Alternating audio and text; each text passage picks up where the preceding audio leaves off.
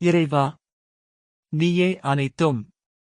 அன்புடன் அகத்திய மாமுனிவர். மதுரை வாக்கு, மார்ச் 2024, பகுதி 8.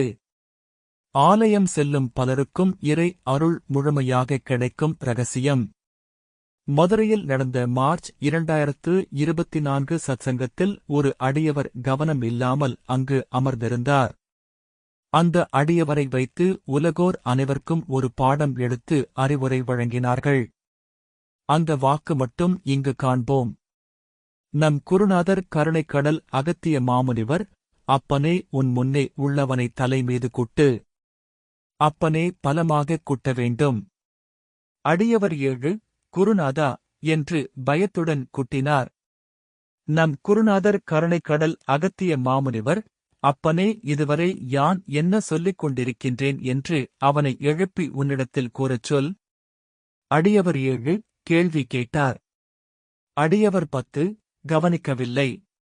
நம் குருநாதர் கருணைக்கடல் அகத்திய மாமுனிவர், அப்பனே ஞாபகம் எங்கே அப்பனே? ஆனால் நாடி வாக்கு கேட்க வந்துவிட்டான். அடியவர் 10 அமைதி. நம் குருநாதர் கருணைக்கடல் அகத்திய மாமுனிவர், அப்பனே இது போலத்தான் திருத்தலத்திற்குச் சென்று அப்பனே அமைதியாக இறைவனை நினைத்து தியானம் செய்யாமல் எதையே எண்ணிக்கொண்டிருக்கும் பொழுது இறைவன் வருவானப்பா. போய்விடுவான் அப்படியே. அடியவர்களே, இந்த வாக்கு மிக முக்கிய வாக்கு. இந்த அடியவரை வைத்து மகத்தான ஒரு பாடத்தை நம் அனைவருக்கும் உரைத்துள்ளார்கள் நம் குருநாதர். ஆலய தரிசனம் மட்டும் போதாது. இங்குதான் அனைவரும் தவறு செய்கின்றனர். நீங்கள் ஒருவர் வீட்டிற்குச் செல்கின்றீர்கள். உள்ளே சென்றவுடன் உங்கள் நண்பரை அல்லது உறவினரை பார்த்து உடனே வெளியே வந்து விடுகின்றீர்கள். இப்போது உங்கள் நண்பர் அல்லது உறவினர் உங்களைப் பற்றி என்ன நினைப்பார்கள்? அதே நேரத்தில் நீங்கள் அவர்கள் வீட்டிற்குச் சென்று 1 மணி நேரம் நிம்மதியாக அமர்ந்து பேசிவிட்டு இப்போது அவர்களிடம் சொல்லிவிட்டு வெளியே வந்து விடுகின்றீர்கள். இப்போது உங்கள் நண்பர் அல்லது உறவினர் உங்களைப் பற்றி என்ன நினைப்பார்கள்? ஒரு ஆலயம் என்பது இறைவனின் இல்லம். இவ்வுலகத்தை ஆளக்கூடிய ஒரு மன்னனின் இல்லம். அப்போது போய்விட்டு உடனே வருவது எப்படி இறை அருளை உங்களுக்கு பெற்றுத்தரும்?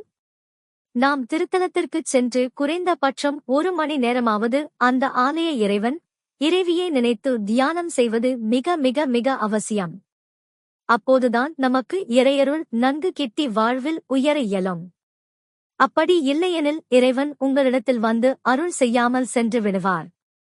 அடியவர்கள் இந்த வாக்கை நன்கு உணர்ந்து இனிமேல் ஆலயங்களில் தியானங்கள் செய்து இறையருள் பெறுக. ஓம் அன்னை ஸ்ரீ லோபாமுத்ரா உடனுரை தந்தை அகத்திய மாமுனிவர் திருவடிகளில் சமர்ப்பணம். சர்வம் சிவார்ப்பணம்.